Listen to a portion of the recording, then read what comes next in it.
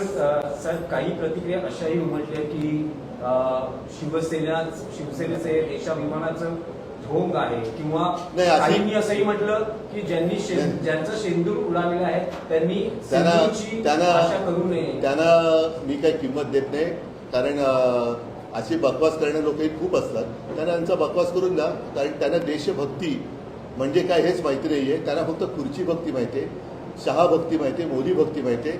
त्यांनी देश वगैरे हा तर शब्दही उच्चारू नये.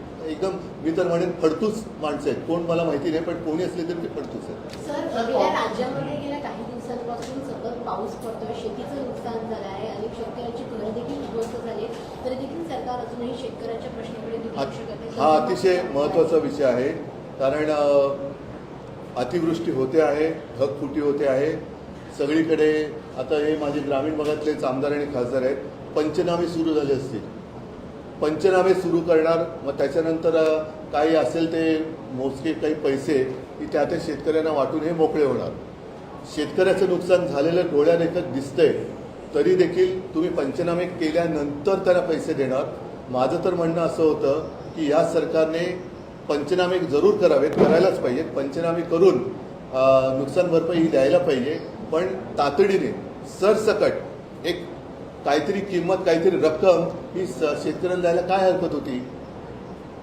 याचं कारण असं की देवाभाऊ या नावाने तुम्ही करोडो रुपयांची जाहिरात करताय, करोडो. त्याचा पंचनामा कोण करणार की पैसे आले कुठून, पैसे दिले कोणी, कशासाठी जाहिरात केली. छत्रपती शिवाजी महाराजांना हार किंवा त्यांच्या चरणी फुलं वाहताना जाहिरात करायची, ती करोडो रुपये म्हणजे किती कोटी असतील. अजूनही त्याची होर्डिंग आहेत, तुमच्या सगळ्या चॅनलवरती त्या जाहिराती होत्या. सगळ्या वृत्तपत्रात सामना सोडून, म्हणजे ही काय माझी पोटदुखी नाही, पण जाहिराती होत्या. हे करोडो रुपये तुम्ही एका दिवसासाठी आणि एका माणसासाठी जर का उधळत असाल, तर ते करोडो रुपये माझ्या शेतकऱ्यांना तुम्ही पहिल्या प्राथमिक मदत म्हणून दिली असती तर काय झालं असतं, काय बिघडलं असतं. म्हणजे तुमच्याकडे पैसे आहेत, कर्ज काढून तुम्ही दिवाळी साजरी करताय म्हणते ते. मी हे म्हणतोय की काय गरज काय होती त्या जाहिरातीची. ही एवढी जाहिरात केली. परत सांगतो की करोडो रुपये तुम्ही स्वतःच्या जाहिरातीसाठी खर्च केलेत. तेच करोडो रुपये माझ्या शेतकऱ्याला एक प्राथमिक मदत की बाबा तुझं सगळंच आता उद्ध्वस्त झालंय, काहीतरी प्राथमिक गरज, मग तुझी जी काही रितसर पंचनामा होऊन करून जी काही मदत असेल ती आम्ही करूच, पण ही पहिली तातडीची मदत, तातडीची म्हणा प्राथमिक मदत ही सरकारने द्यायला हवी होतीच.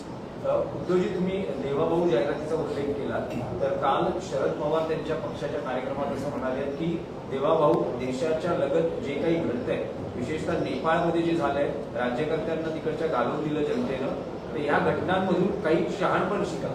सगळ्यांनीच तो शहाणपण शिकण्याची गरज आहे. केवळ आपल्या मुख्यमंत्र्यांनी नाही तर पंतप्रधानांनी सुद्धा आपल्या आजूबाजूला बघायला पाहिजे. कारण परत त्याच मुद्द्यावरती मी येईल. बांगलादेशीयांना आम्ही हाकलून देणार, त्याच बांगलादेशांबरोबर तुम्ही क्रिकेट खेळताय. त्याच बांगलादेशमध्ये जेव्हा बंड झालं तेव्हा इथे बांगलादेशी चले जेव्हा म्हणतात आणि बांगलादेशच्या परच्युत पंतप्रधानांना, राष्ट्रपतींना तुम्ही इकडे सहारा देताय. आता नेपाळमध्ये हे घडलं, पाकिस्तान तर कारवाई करतोच आहे, चीन तर टपून बसलेलाच आहे. मग तुमचं नेमकं आहे चालले तरी काय. कारण सर्वसामान्य माणूस हा शेवटी क्रांती करत असतो, नेते नाही करत, सर्वसामान्य माणूस करतो. त्याच्यामुळे हे जे काही धडे आहेत, पुढच्याच हेच मागचा शहाणा ही आपल्याकडे म्हण आहे, या सगळ्या राज्यकर्त्यांनी लक्षात घ्यायला. सर, आपण पाहिलं तर आता काही जे शिंदेकडे गेलेले नगरसेवक आहेत ते पुन्हा आपल्या पक्षामध्ये येण्यासाठी इच्छुक आहे. त्यांच्यासाठी तुम्ही काय तुम्ही त्यांना घेणार आहात परत का काही दिसेल, येत्या काही दिवसात दिसेल. पंतप्रधान नरेंद्र मोदींचा वाढदिवस आहे, 75चे होत आहे, 75चे होते आणि हा वाढदिवस अत्यंत महत्वाचा आहे. कारण त्यांनी घोषणा केल्या होत्या. बघा, माझे कोणी काही दुश्मन नाहीये. पंतप्रधान मोदी सुद्धा माझे काही दुश्मन नाहीत. ते मला मानत असतील, मी त्यांना दुश्मन मानत नाही. राजकारण आहे, पण ज्या पद्धतीने ते शिवसेना खतम करायला निघाले हे राजकारण सहन कोणी करू शकत नाही. आणि तरी देखील त्यांच्या मनात पाप जरी असलं तर मी मात्र त्यांना शुभेच्छा देतो की लवकरात लवकर आपल्याला नाही म्हणजे सगळ्या गोष्टीचं आकलन व्हावं आणि चांगला कारभार जे काय आता पुढची काही वर्ष त्याच्यात करावं. म्हणजे 75चे होता आहेत, काही भूतकाळात घोषणा केल्या होत्या RSS ने. अशा भूतकाळामध्ये बऱ्याच शाळांमध्ये काही आता अशा आठवणही करून दिली होती. भूतकाळामध्ये अनेक त्यांनी गोष्टी केल्या होत्या. त्या सगळ्या घोषणांची भूतं आता त्यांच्या मानगुटीवर बसलेत. म्हणजे शेतकऱ्यांची कर्जमाफी ते बोलले होते, 15 लाख रुपये येणार होते, स्मार्ट सिटी बोलले होते. या सगळ्या भूतकाळातल्या घोषणांची भूतं ही आता त्यांच्या आजचे दिन आएंगे. त्या भूतकाळाच्या घोषणांची भूतही त्यांच्या मानगुटीवरती आता बसलेली आहेत. उद्धवजी, एकच प्रश्न आहे की तुम्ही गेल्या आठवड्यात मनसे अध्यक्ष राज ठाकरेंना भेटला, जवळपास 2.5 तास तुम्ही एकत्र होता. असं कारण दिलं की तुम्ही मावशीची तब्येत विचारण्यासाठी तब्येत नाही, विचारपूस करण्यासाठी गेला होता. हा.